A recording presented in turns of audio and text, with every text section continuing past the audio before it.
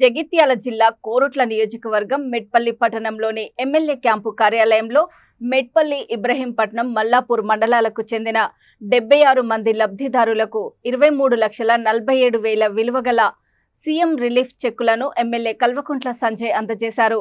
అనంతరం ఆయన మాట్లాడుతూ బీఆర్ఎస్ ప్రభుత్వంలో సమగ్ర సర్వే నిర్వహించినప్పుడు అధికారులు ప్రతి ఇంటికి వెళ్లి వివరాలు సేకరించి లబ్ధిదారులకు ప్రభుత్వ పథకాలను అందజేశారు. ఇప్పుడున్న కాంగ్రెస్ ప్రభుత్వం ప్రజలను ప్రజాపాలన పేరుతో వంచన చేస్తుందని అన్నారు. కార్యక్రమంలో municipal chairman Ranavini Sujatha Satyanarayana, vice chairman Boinpalli Chandrasekhar Rao, Maru Sai Reddy, Sandhi Reddy, Srinivas, ward కౌన్సిలర్లు, మాజీ సర్పంచ్లు, ఎంపీటీసీలు, బీఆర్ఎస్ నాయకులు తదితరులు పాల్గొన్నారు.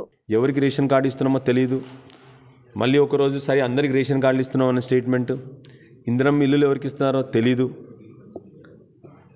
ఇందిరమ్మ భరోసా అని ఒక కొత్త కార్యక్రమం పెట్టిండ్రు. ఎందరి మంది కంటే రాష్ట్రం మొత్తం చుట్టూదా 6 లక్షల మందికి అని చెప్పిండ్రు. మరి చూస్తే కూలీలు ఎందరి మంది ఉన్నారంటే 1 కోటి మంది కూలీలు ఉన్నారు లిస్టు ప్రకారం. ఎందరి మందికి ఇస్తున్నారంటే 6 లక్షల మందికి. దీంతో ఏం జరిగిందంటే ప్రతి గ్రామంలో మహిళల అర్థనాదాలు, ఏడుపులు, సగం మంది పేర్లు లేవు. ఎవరు అప్లికేషన్ పెట్టుకున్నారో మళ్ళీ ఒకసారి అప్లికేషన్ పెట్టుకోండి అంటారు. మరి ఇంతకీ ప్రజాపాలనలో పెట్టిన అప్లికేషన్లు ఇప్పటివరకు స్క్రూటినీ చేసినారా అంటే వీటిని ఇప్పటికీ ఆన్లైన్ చేయలేదు, స్క్రూటినీ చేయలేదు. ప్రపంచం అంతా ఆన్లైన్ నడుస్తూ ఉంటే వీళ్ళేమో రోజు పొద్దున జిరాక్సులు, ప్రతిసారి వీళ్ళందరికీ ఒక్కొక్కరికి 100 రూపాయలు జిరాక్సులు తీయాలి, ఫోటోలు దిగాలి, మళ్ళీ ఒకసారి పోయి ఇవ్వాలి. మొన్నటి వరకు అదేవిధంగా రైతులు రుణమాఫీ కోసం రైతులను తిప్పినారు.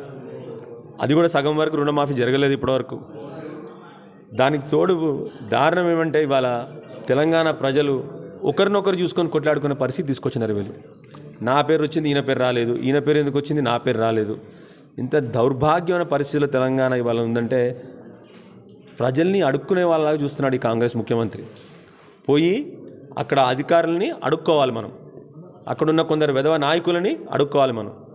ఆ దౌర్భాగ్యమైన పరిస్థితికి ఇవాళ రేవంత్ రెడ్డి గారు మన తెలంగాణ రాష్ట్రాన్ని, తెలంగాణ ప్రజల్ని ఈడ్చుకొచ్చినాడు.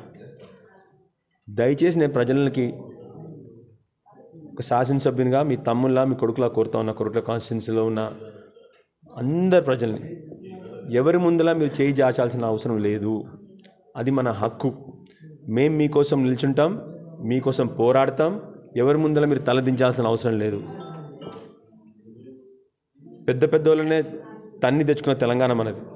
గత 9.5 ఏళ్లలో ఏ రోజు కూడా మీరు పెన్షన్ కొరకు చేయి చాచాల్సిన అవసరం లేకుండింది, రైతు బంధు కోసం చేయి చాచాల్సిన అవసరం లేకుండింది, కళ్యాణ లక్ష్మి కోసం చేయి చాపాల్సిన అవసరం లేకుండింది.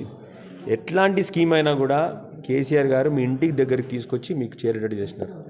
ఆఖరికి సమగ్ర కుటుంబ సర్వే చేస్తే కూడా మీ ఇంటికి వాళ్ళు వచ్చినారు తప్ప మీరు ఎవరింటికి పోవాల్సిన అవసరం లేకుండా.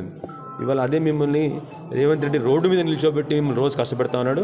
దయచేసి నా కొరుట్ల కాన్స్టిట్యున్సీ ప్రజలందరినీ వేడుకుంటా ఉన్నాను, మీ పక్షాన నిల్చొని పోరాడడానికి మేము ఉన్నాము. దయచేసి ఎవరి ముందర చేయి చాచాల్సిన అవసరం లేదు, ఎవరి ముందర తలదించాల్సిన అవసరం లేదు. పోరాడి సాధించుకుందాము మనకు రావాల్సినవన్నీ కూడా.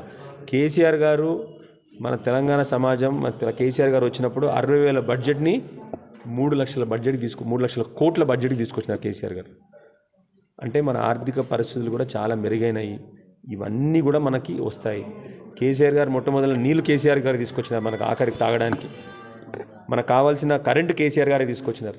మనకు కావాల్సిన రైతు బంధు కేసీఆర్ గారే తీసుకొచ్చినారు. మనకు కావాల్సిన రైతు బీమా కేసీఆర్ గారు తీసుకొచ్చినారు. మనకు కావాల్సిన కళ్యాణలక్ష్మి కేసీఆర్ తీసుకొచ్చినారు. అన్నీ కూడా కేసీఆర్ గారు రెడీగా పెట్టినారు. ఈ దద్దమ్మ ప్రభుత్వం కనీసం చిన్న చిన్న పనులు కూడా చేతగాలేకపోతున్నాయి, వాళ్ళు చేయలేకపోతున్నారు. తప్పకుండా మీకోసం మేము నిల్చొని పోరాడతాము. దయచేసి మీ మధ్యలో మీరు చిచ్చులు పెట్టుకోకండి, దయచేసి మీరు కొట్లాడుకోకండి.